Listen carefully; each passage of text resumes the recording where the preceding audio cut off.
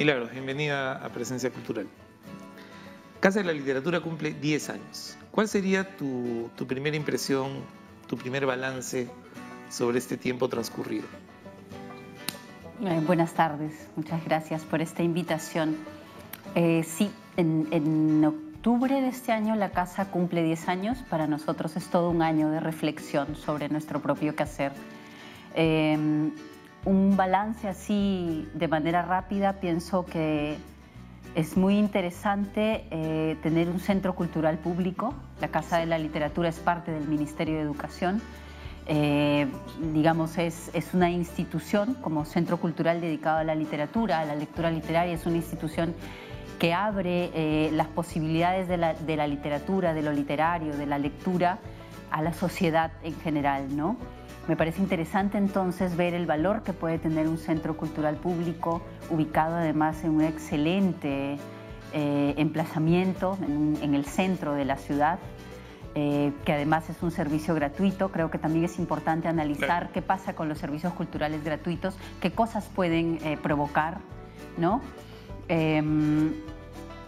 Es interesantísimo también observar cómo no es utilizado por un sector específico de la sociedad. Quiero decir, no por un grupo de edad, no son solo los escolares los que van ahí, tampoco por un sector socioeconómico, no hay no sé, determinados distritos o un público muy diverso, digamos. Es muy diverso, ¿no? Lo que y eso tenemos... habla bien de su ánimo democrático, ¿no?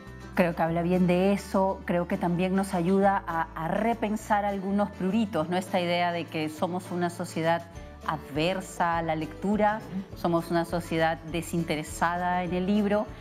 Una institución o un proyecto, si se quiere, como Casa de la Literatura, puesto en circulación ya 10 años, creo que permite revisar esas ideas, ¿no? Y pensar más bien que justamente los centros culturales pueden provocar, estimular, definir junto con la sociedad nuevos valores y nuevas prácticas, construir, ¿no? Ciudadanía, finalmente. Sí, finalmente. Ahora, una cosa que sí me parece importante y es que no estamos acostumbrados a pensar en el aspecto patrimonial que tiene nuestra tradición literaria, ¿no? Y creo que Casa de la Literatura de alguna manera ha hecho visible este carácter patrimonial, ¿no?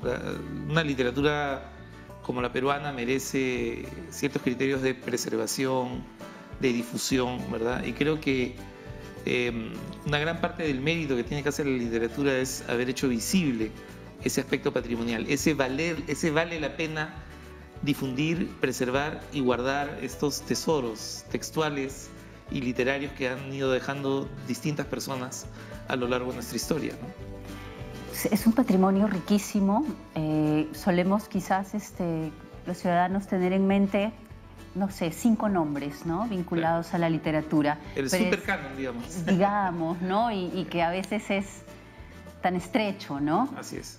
Casa de la Literatura creo que ha tenido como gran reto, un reto riquísimo además, abrir esta mirada de qué es lo literario, qué puede ser lo literario, cómo hay una diversidad impresionante de prácticas literarias, prácticas poéticas, ¿no? Modos de imaginar, de poetizar en nuestro país que pueden permitirnos entonces un panorama muchísimo más amplio, y a partir de eso justamente pensar también que el libro no es, por ejemplo, la única forma en que lo literario se ha plasmado en nuestra historia, ¿no?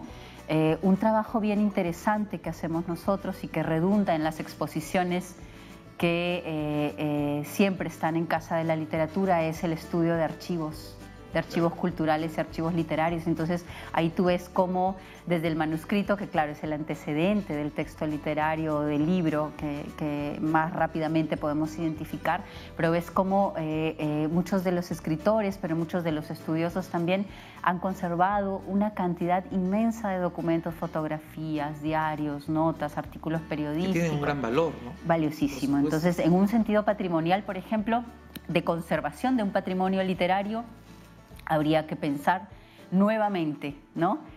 No una política de conservación de libros, que es lo que la Biblioteca Nacional felizmente tiene, digamos, entre sus tareas, sino mirar una política que permita trabajar los archivos, sean estos del Estado o no. cartas, fotografías, sí, videos, por el epistolario es otra, archivos sí. de voz, en fin, ¿no? Tantas cosas sí. Valiosísimas, ¿no? Valiosísimas. ¿Cuál sería el punto débil, para llamarlo de cierta forma? Quizá la actividad editorial de Casa de la Literatura. Puntos débiles de Casa de la Literatura, es interesante la pregunta. Yo creo que podría ser no sé si es un punto débil la actividad editorial, porque ha habido rescates de textos muy interesantes, por supuesto, claro que sí, muy valiosos, que me parece que también han permitido, no sé si la palabra es cuestionar a la producción editorial actual. No creo que cuestionar sea la más acertada, pero sí sembrar también ahí nuevamente preguntas, ¿no? Sobre qué es posible editar. La investigación permite que la edición sea, nos permitiría desear un mundo editorial bastante más variado, por decirlo de alguna manera, claro. Y yo creo que Casa de la Literatura allí ha hecho algunos acentos, ha marcado algunos caminos novedosos, ¿no? Todo el trabajo con facsimilares. Rescato la autobiografía de Magda Portal, por ejemplo, aporte, ¿no? ¿no? Sí, me parece también interesante pensar en una publicación como la revista Pumacahua, que publicamos, editada por José María Arguedas con sus estudiantes de Sicuani, que editamos el año pasado a propósito de una exposición dedicada a los vínculos entre pedagogía y educación. Entonces, pensaría que más que un punto débil probablemente sea un campo en el que todavía tenemos que ordenar algunas cosas, formalizar algunas cosas, ¿no? Editamos hace menos años de los que empezamos a tener estas exposiciones tan conocidas.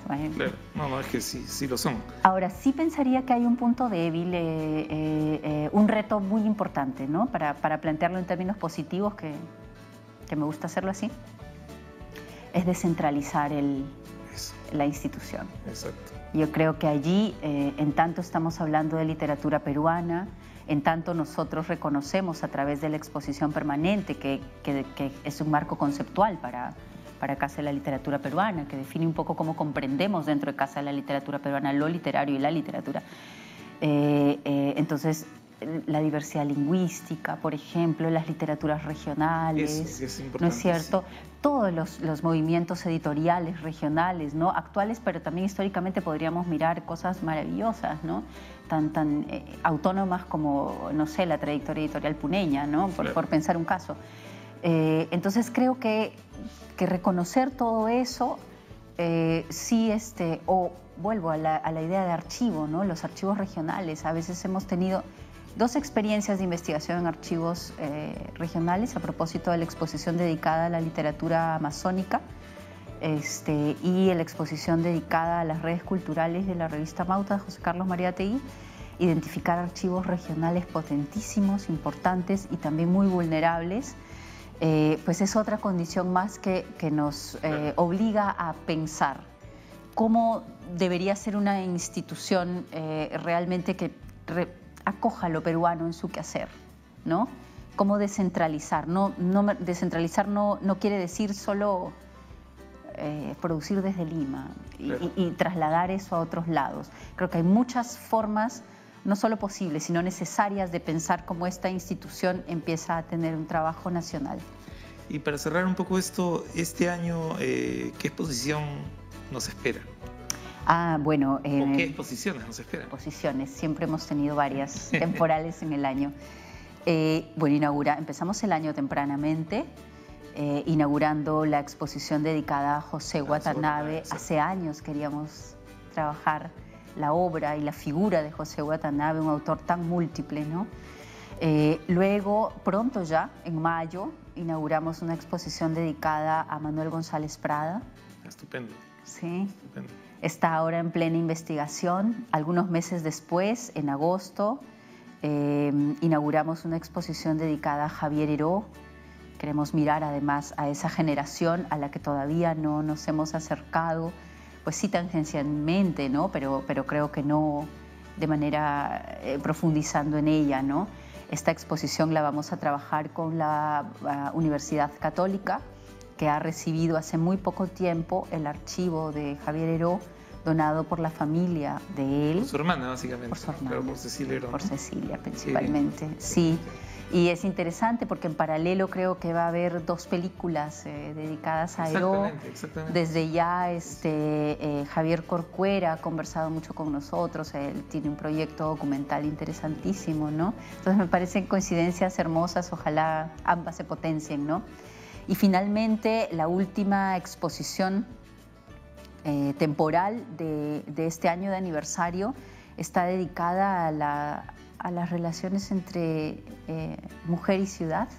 Ajá. La escritura de las mujeres en las décadas de los 80 y los 90 del siglo pasado. Excelente, me parece una gran son idea.